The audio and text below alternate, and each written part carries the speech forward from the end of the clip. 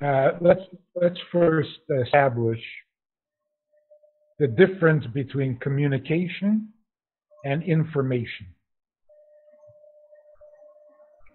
The computer, the online connections, are an excellent form of information, passing on information. The information highway. It's great. But for communication, not so great. You can't really communicate online. Those who have tried, who thought they were communicating, it's been disappointing, sometimes even a disaster. So the question is a very good question. How do we communicate from a distance? Is it even possible? What did our ancestors do when they had this problem? But now we have this computer. Where are we supposed to look? Who had this experience that we can emulate? So it's interesting that when the Alter Rebbe, the first Chabad Rebbe, published the Tanya, they had a similar dilemma. People used to come to the Rebbe for advice. They would travel great distances. And back in those days, the roads were muddy, it was cold. It was a difficult trip. But people were so desperate for inspiration, for knowledge, to know how to serve God properly, that they would make these trips. And there were so many people coming to the Rebbe for advice that it became almost physically impossible. So the Rebbe gave out pamphlets. He published pamphlets, copied, of course, by hand, answers to the most common questions that people had.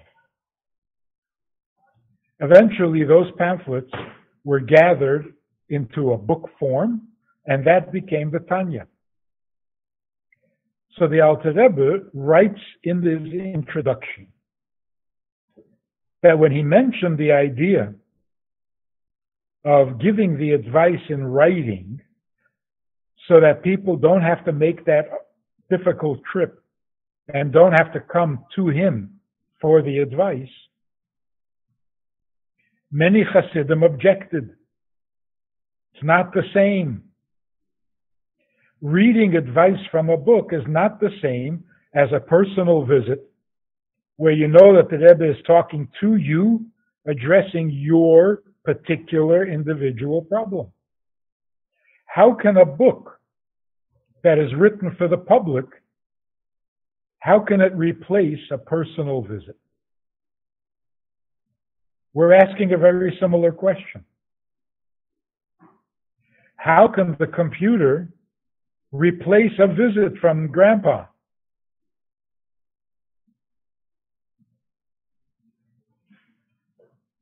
Being a grandfather, that's on my mind. So it's a similar question. The Rebbe's answer is also very interesting. The Rebbe's answer is, our communication has already begun. You've already been here, you visited me, we talked, you shared your innermost thoughts and feelings, and I really know you well. So from now on, we can communicate in writing, and the answers to your questions will be in this sefer, in this book, because I know intimately who I'm talking to. So that's a partial answer to our problem as well.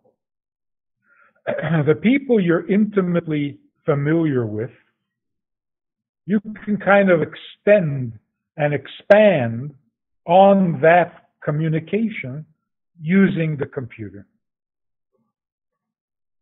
somebody you don't yet know intimately, you cannot create a new relationship online.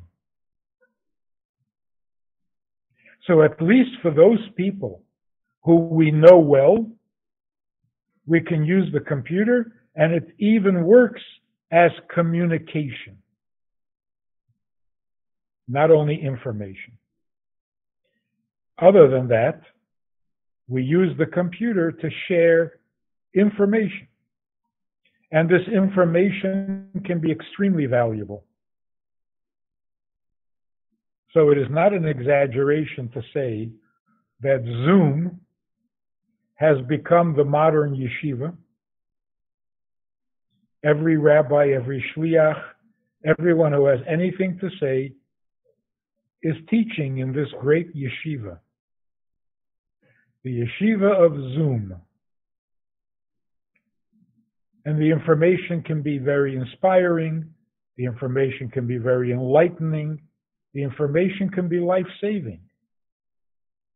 Because the information is valuable and true and holy. So, in the relationships that are close, the people you know well, where an intimate relationship has already been established, even the computer can substitute and extend that communication. Between people who don't have that kind of relationship, the computer is a great information highway. But you got to give the right information. Unfortunately, like everything else, there's the upside and there's the downside. In this communication information highway is a lot of bad information. Unholy, unsavory, unnecessary. So you have to filter what information you want from your computer, from your online information source. But if the information is good, it's very good. Now here's the danger. If we're not aware and we don't really appreciate the difference between communicating and sharing information, there are many people who mistakenly use the computer, the online connections, as a substitute communication tool. Yep, you hear of people falling in love online, falling in love with someone they never saw, they never knew, they never met, just online. That is so dangerous. And no matter how many stories you hear about a successful relationship, it is the exception. We can't make a substitute for intimacy. There is no substitute for closeness, and that can't happen online.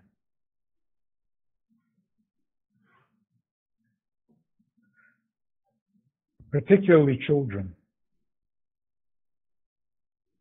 who find friends online. They actually call it that. Friend me. This is not healthy. This is not good. Like me. Like me online. These are not real emotions. And false emotions are never healthy, never good, never useful. So we have to educate our children and inform them of the difference between what communication means and what information means.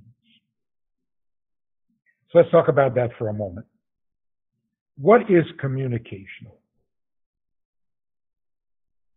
Human language, the ability to speak in the human being, is communication.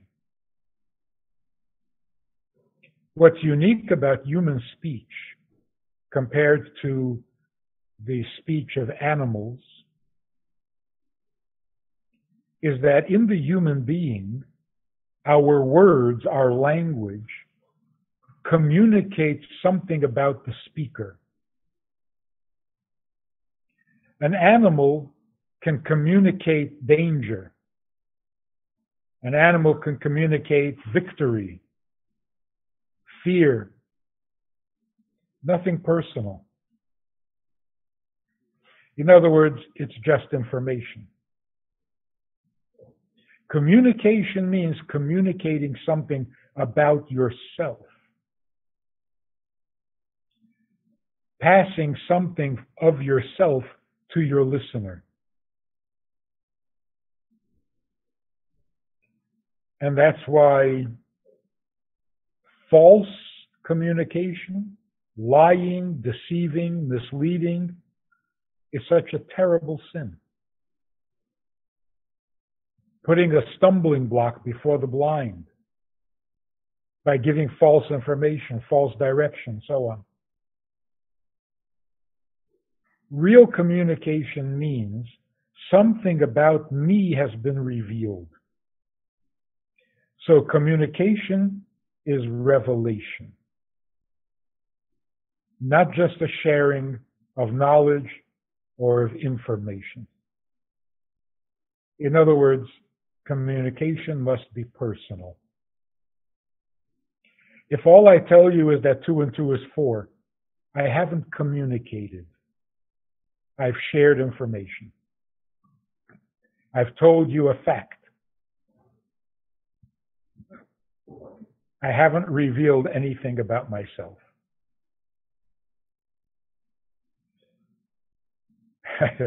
If I tell you that 2 and 2 is 5, I've revealed something about myself. That I'm really not good at math. But even that's not personal. Another thing about communication, and this is also a gift of speech, I reveal something about myself, but I reveal it in such a way that it reaches you and touches you. In other words, I'm communicating about myself, but I'm communicating it to you. Personal. That's why I have to know who I'm talking to. I have to know which language you understand best. Because if I don't speak in your language, I may be revealing something about myself, but I'm not revealing it to you. And even after I know which language you speak, that's not enough. I need to know how you think.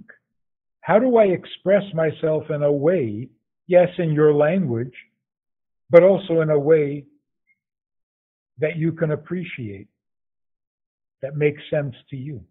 If I speak in riddles, even though it's your language, I'm not communicating.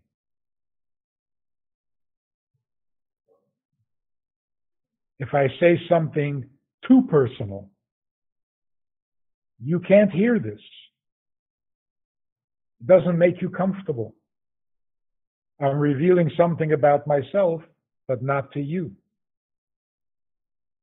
So to speak properly, effectively, and to communicate, I need to be able to express who I am, something about myself, and I need to be able to empathize with your way of thinking and your way of speaking so that I can say it in a way that you can appreciate it and maybe even be inspired. That's the gift of speech. And it's not just great speakers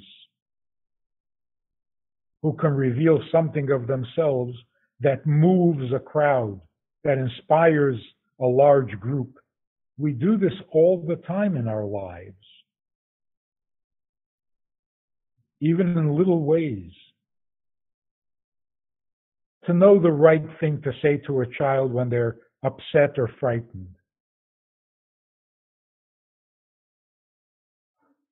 To hit the right note when you're consoling someone who has its own virtue. If it's valid information, if it's meaningful information, if it's true information, then it is equally relevant to every person that is listening.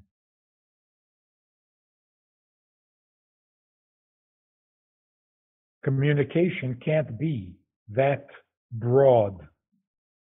It has to be more specifically designed for the listener. And not all listeners are alike. So if you're trying to inspire and communicate, you will reach some people, you will not reach all the people. But good information, everyone can walk away enlightened, because that's what information does.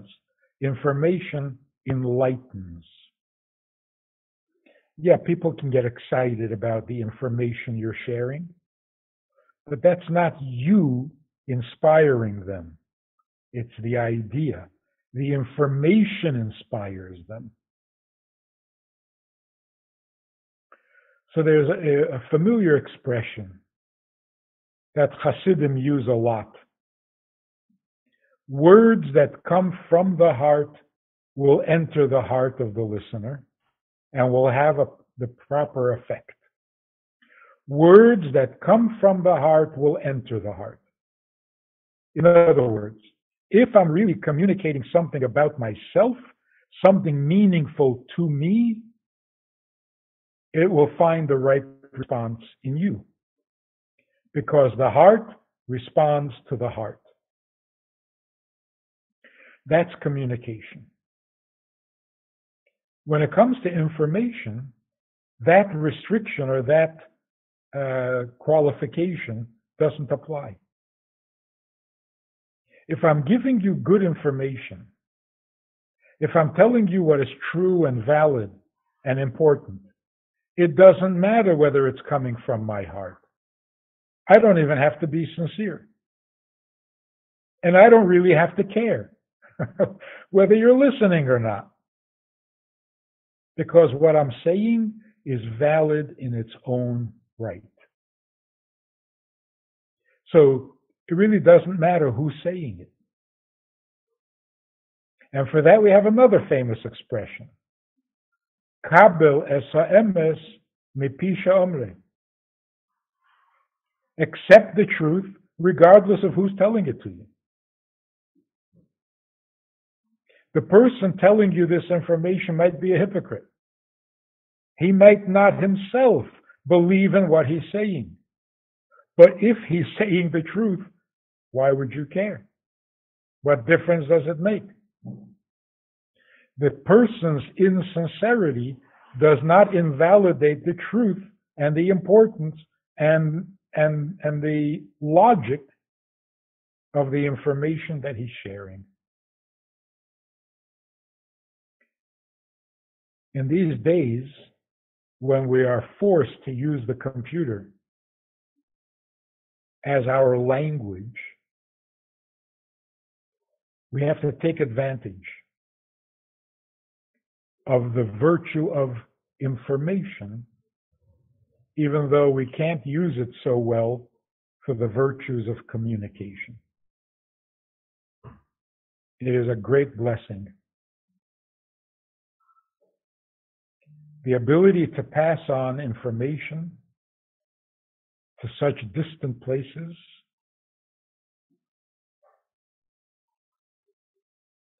I tell you, there was a woman in Brooklyn about a year ago, 2 years ago maybe.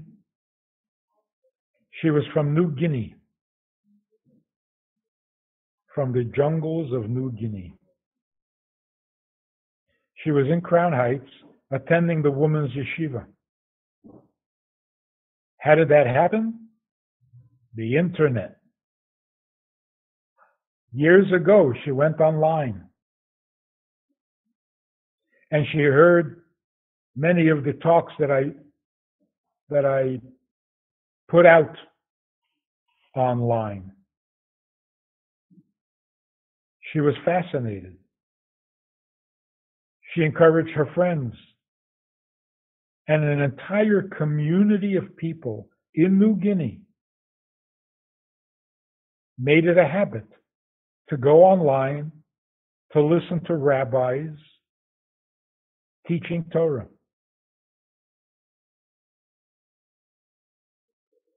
She became their Rebbitzin. They would call her and say, I was listening, the rabbi said this, the rabbi said that, can you explain it?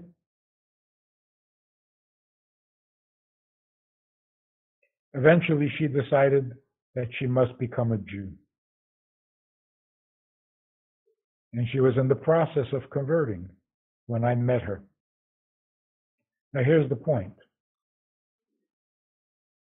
All of the talks, all the broadcasts, the podcasts, were not directed to her. This was not personal communication. I was not revealing anything about myself, and I was not directing it to her. I didn't know she exists. I didn't know that they had computers in New Guinea, in the jungles of New Guinea. Didn't matter. Who I was and who I was talking to didn't matter. The information was good. And it inspired. It enlightened. It gave people direction, which is what is desperately needed these days. So this is the great virtue of the information highway.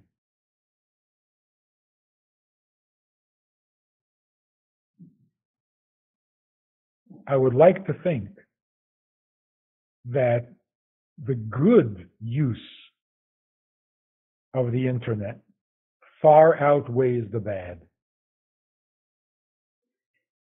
In general, good is more powerful than bad. Holy is more powerful than unholy, just in general. It must also be true online. The bad stuff online is so vacuous, so empty, it's so meaningless, it's so false that although it causes damage, it can't compete with the positive effect of the good information. At least I'd like to think so. So the internet has become our friend. Not so long ago, I remember people panicking. People were frightened. The internet is going to destroy us. It's going to corrupt our children. It's going to destroy marriages. It's going to do terrible things. It can. It has. But that's only one side of the story. The other side of the story is it has brought enlightenment, true enlightenment, to the entire globe. That is far more valuable, far more powerful than the corruption that it introduced. It's not like corruption didn't exist before. It's not like you can't be corrupt without your internet. But it was true that good information was simply not available without the internet. So we should consider it a blessing. There's another virtue. The fact that you can't really communicate online has inspired good communication among people who can communicate face to face. Members of the family, where communication is so essential. I don't mean communication skills. That's a different story. I remember there was a couple who were having problems in their marriage. So they went to this course to improve their communication skills. It was a disaster because all they communicated was their criticism and hatred of each other. Only now they communicated it better. So it's not the communication skill that is going to solve the problem. It's what it is you want to communicate. If what you want to communicate is positive, constructive, sensitive, sympathetic, you don't need skills. Everybody knows how to be nice. And if you want to communicate nasty stuff, then nobody should teach you skills of communication. Just turn you into a real effective monster.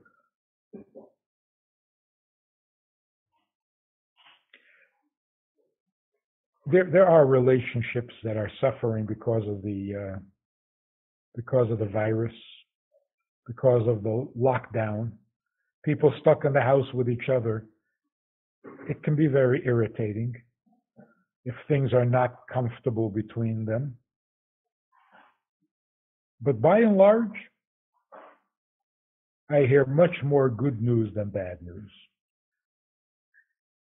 Couples who were not getting along, some even on the verge of divorce, because of the lockdown, everything changed. They suddenly saw another side of each other. They find themselves grateful to have each other. They're communicating. They didn't take a course in communication skills. They just have something nice to say, which they didn't have before. And they find a way to say it. So, the people you're spending time with, communicate. Communicate. Don't hide. Don't be distant.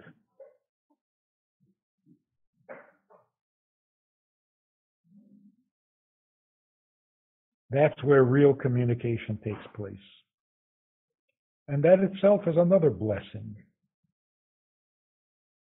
We weren't doing it very well before the lockdown. We were too scattered, too busy, too much out of the house. Took each other for granted. So if you remember when it was first decreed that we would be staying home, remember the panic? Locked in the house with the family? It's going to be a disaster. It's not. It's not. We've rediscovered communication because we were forced to. And it's good. It's very good.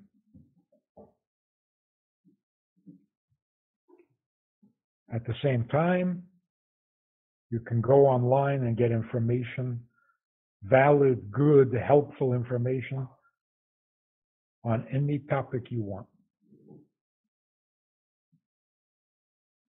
You need to know how to make cholent for Shabbos.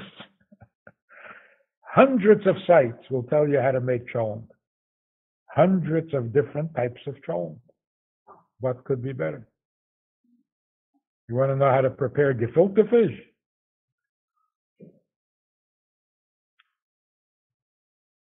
It's beautiful.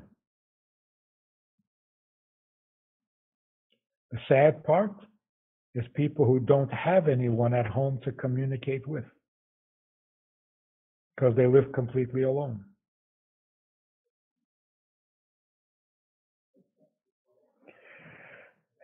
It's not like this became a problem because of lockdown. When there's nobody home, you feel alone, no matter how many friends you can go visit.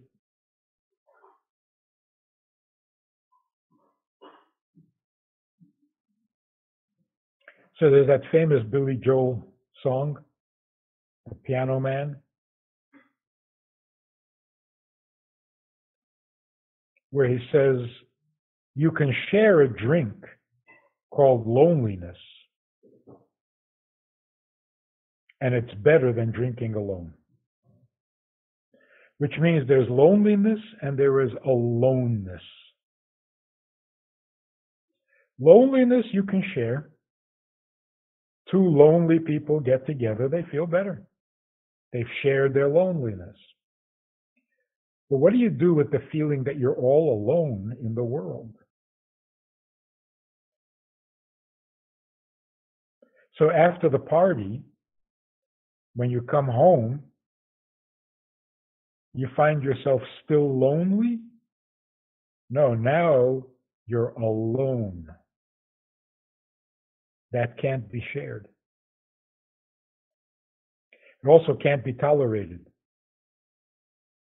A person who feels alone can't. It's intolerable. It's unhealthy. Too painful. And this is where we need to have a relationship with our Creator.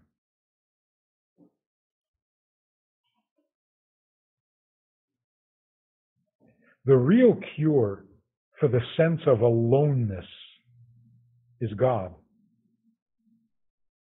Because ultimately, it's the only relationship in which you are not alone and which will never end. Of course, when you're married, you're not alone. You have a spouse. But you don't know how long that's going to last.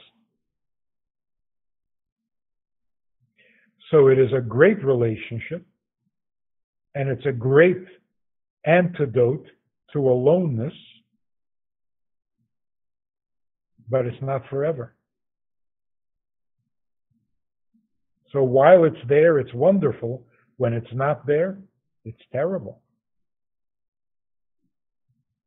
But the connection with God will always be there.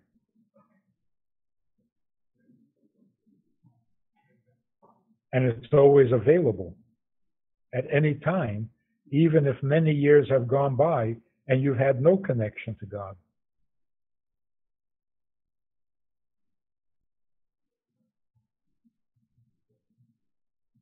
We're going to enter the month of Elul, the month before Rosh Hashanah. Jewish tradition has always known that these are 30 days of preparation for the great day of Rosh Hashanah, followed by Yom Kippur.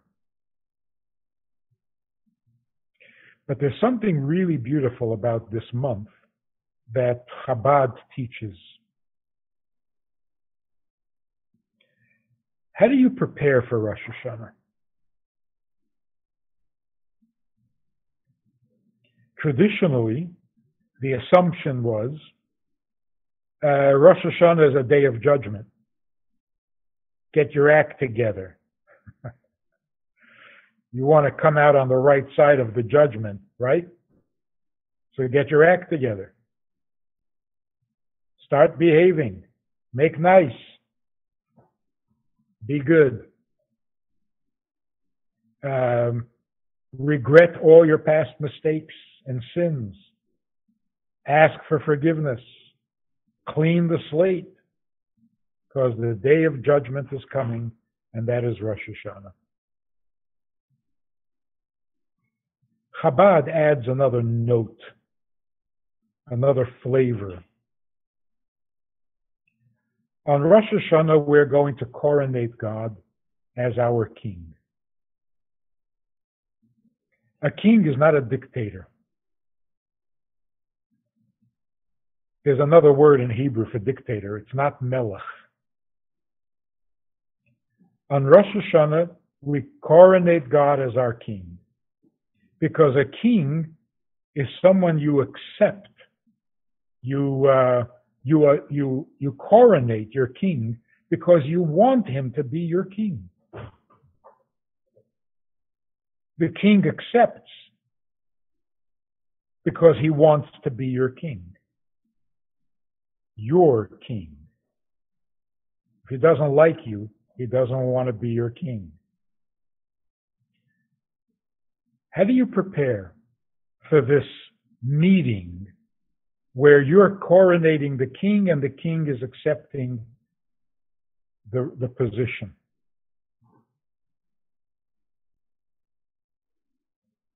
What would constitute a preparation?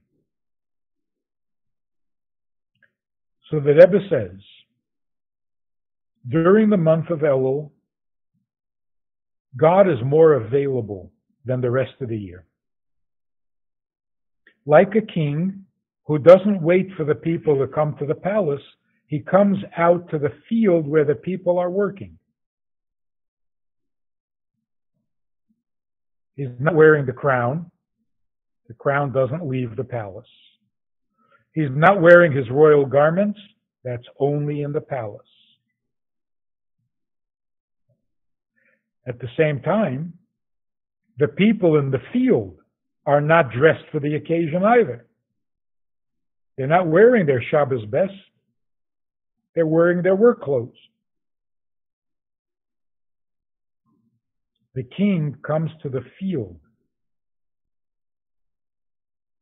and greets the people. What is the meaning of that? The king wants to encourage the people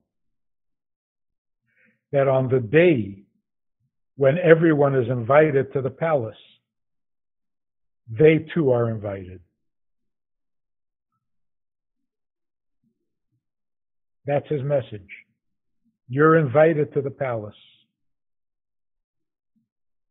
Why does he have to come out and tell us that? What motivates the king to do that? The king's awareness that the people out in the field would really love to come to the palace and be there at the coronation and participate in the coronation. They want to make him their king, but they don't feel adequate. They don't feel they deserve. Chutzpah. I'm going to go to the palace? Look at me. I'm not dressed properly. I don't know the language of the royal court. What do I do at the palace? I'm inadequate.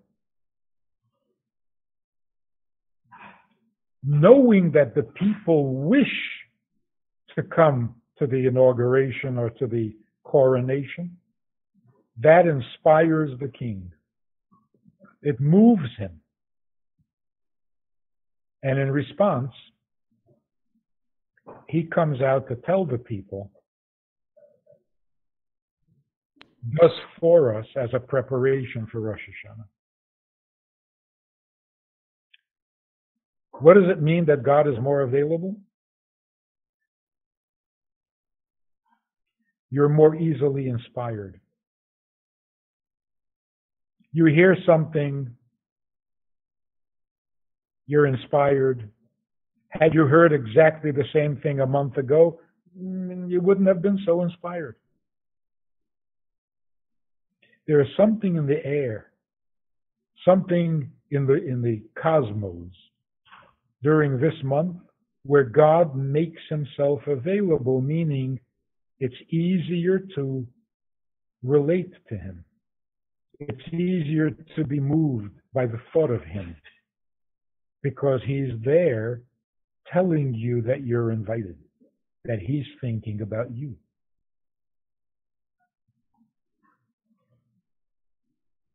And why is he thinking about you?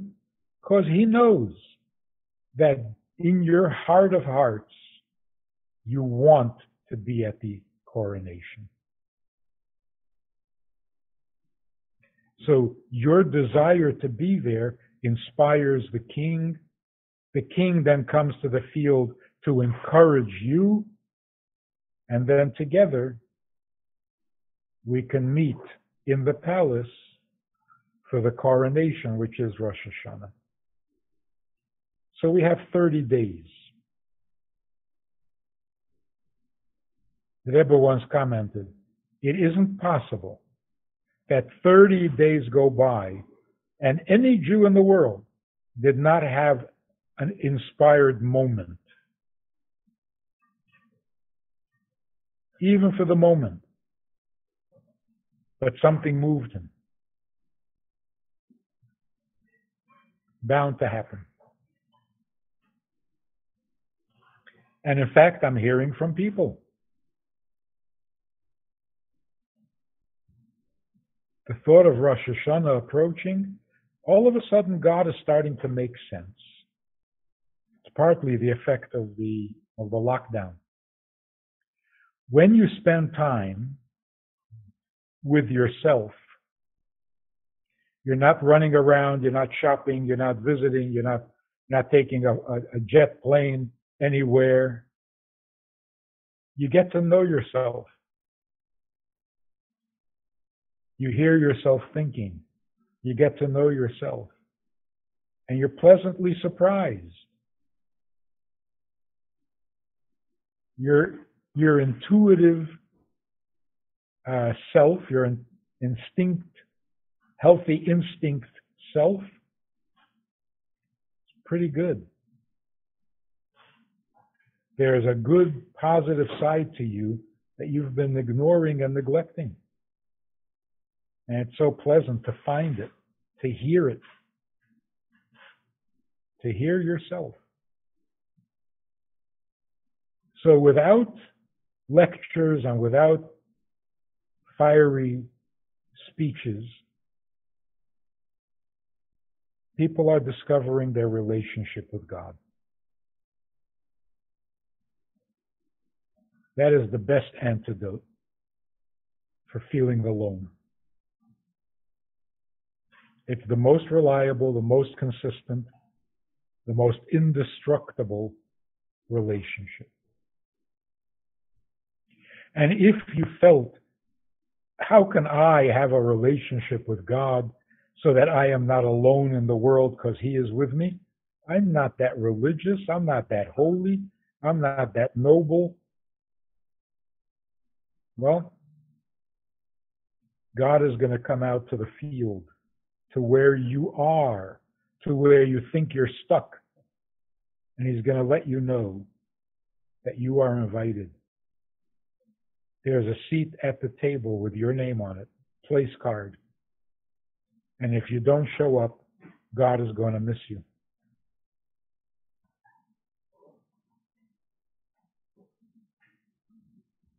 That's pretty inspiring. But what about the fact that you're not really adequate? That's not your imagination. You haven't been very observant. You haven't been in a synagogue in years. Haven't really spoken or thought about God for a long time. It's a little hard to believe that God has a seat for you at his table. Why would he?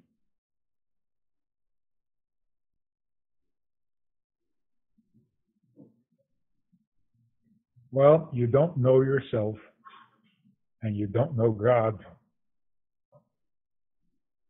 There's something between the two of you that is so real and so natural you don't even notice.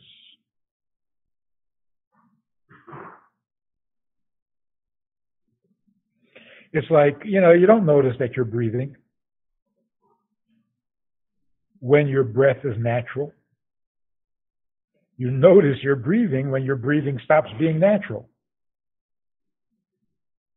You're not aware that your heart is beating unless there's a little problem with the heart. So when everything is normal, you don't feel it. A child doesn't feel love for a parent unless there's a problem, because it's so natural, it's so familiar, it's so comfortable, it doesn't draw your attention. You notice things when they're a little out of place, something is asymmetrical, something is not the way it's meant to be, then you notice it. But when everything is normal, why would you notice?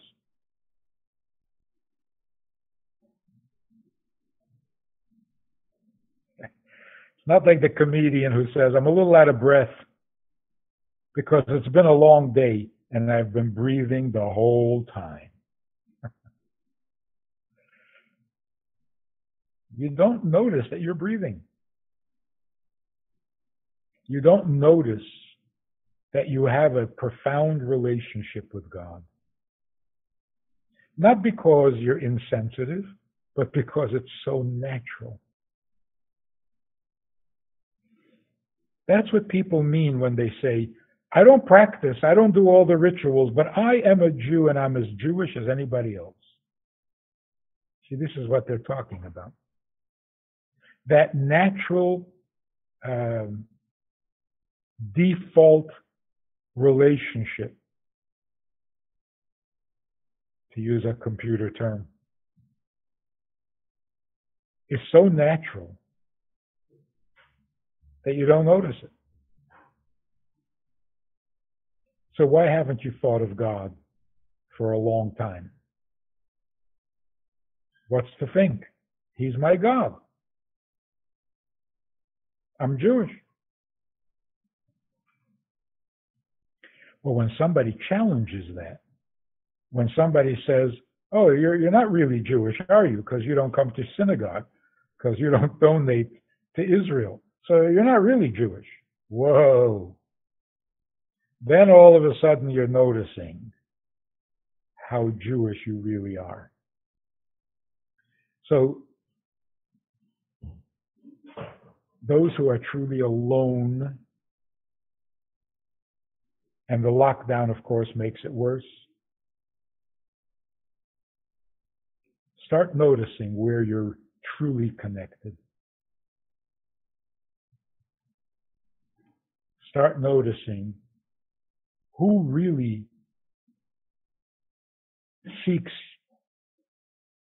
your companionship. To whom do you matter the most?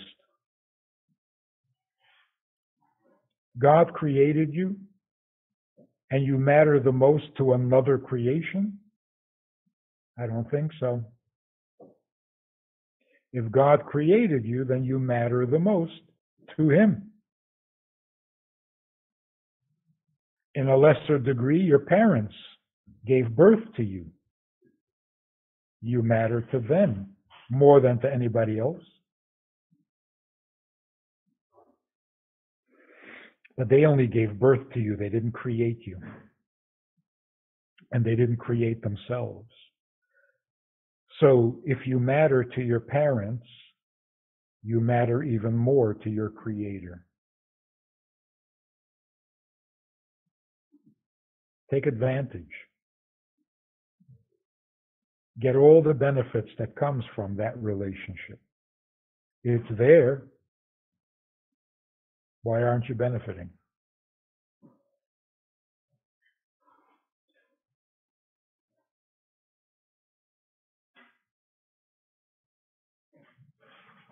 A very dramatic story. I was in South America, And when I landed, they told me that there was a young couple who were waiting for me because they had suffered a tragedy and they were at wit's ends. They didn't want to talk to anybody anymore. They heard all the answers that everybody could offer, and nothing's working. They're bitter, they're angry, they're broken. They're despairing. I met with the couple. The awful tragedy of a 6-year-old daughter who died of an aneurysm while they were not home. The man used to put on tefillin regularly. He would go to shul regularly. They kept Shabbat strictly. No more. No more tefillin, no more Shabbat, no more synagogue.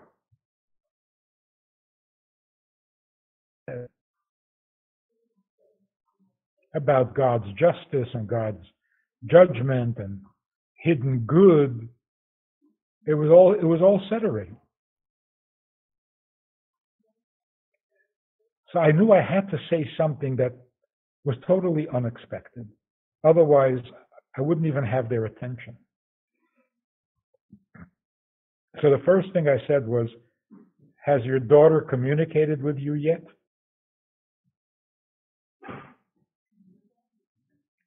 They were a little taken aback. The husband said yes, twice. She appeared in his dream twice. Each time she was smiling, as if to tell them that she's okay.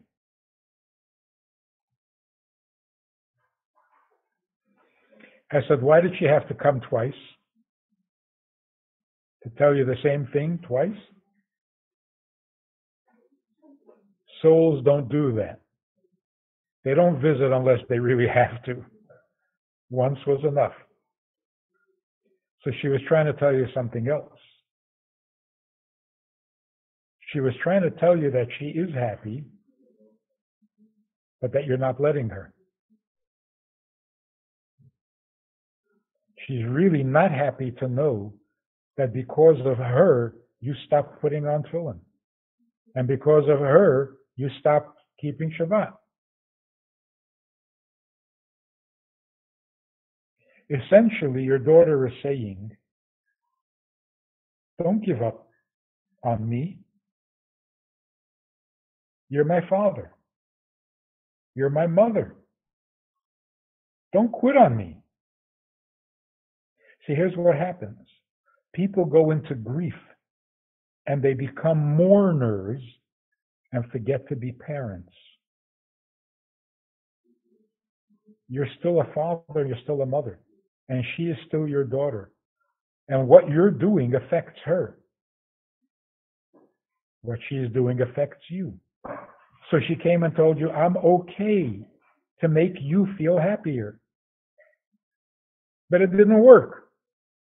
So she came a second time. And she said, I'm okay with you. Why are you not okay with me? Why did you stop being my parents?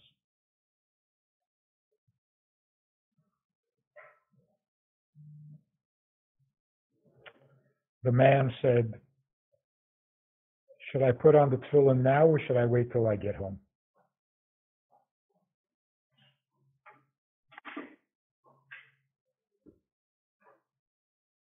When your parent is in heaven and you're on earth, the same dynamic.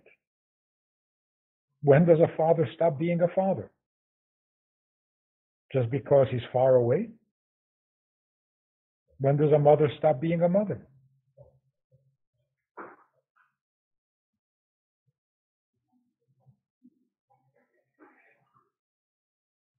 You're never alone. In fact, the reason the feeling of being alone is so painful and so destructive is because it's not true.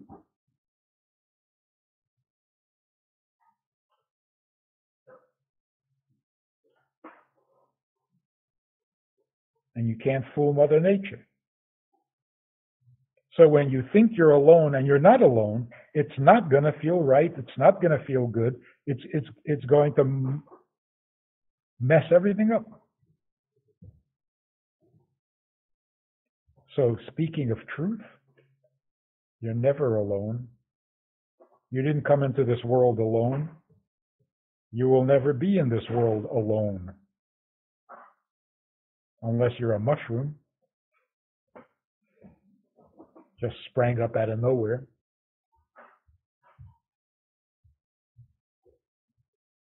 Now you see this kind of information, it's so perfect. Doesn't matter whether I'm sincere. Does it even matter whether I understand what I'm saying? If you understand it, you've heard everything you need to hear.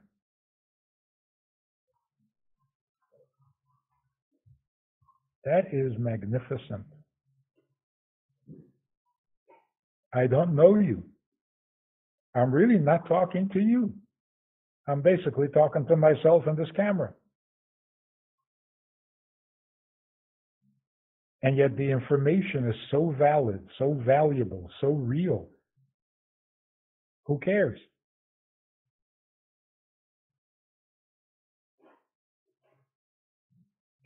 So if you guys in New Guinea are listening, who cares? What's true is true. What's good is good. What's right is right. That's the beauty of the internet. Shalom Aleichem. How are you? You know, I do a lot of talking, a lot of Zooming, many classes, many subjects, but that's all formal stuff. Hopefully good stuff, but formal. We also have a Wednesday night meeting that's more informal and kind of Hamish. If you want to join us for that kind of an event, interactive, time for questions and so on. If you want to join us for this side of conversation, click on the link below and join us every Wednesday night at 9 o'clock. Well, maybe not every Wednesday night, but we try to make it every Wednesday night at 9 o'clock, a more informal chat, which can be more enjoyable at times than the formal stuff. So check it out. Click on the link and join us. Try it. You'll like it.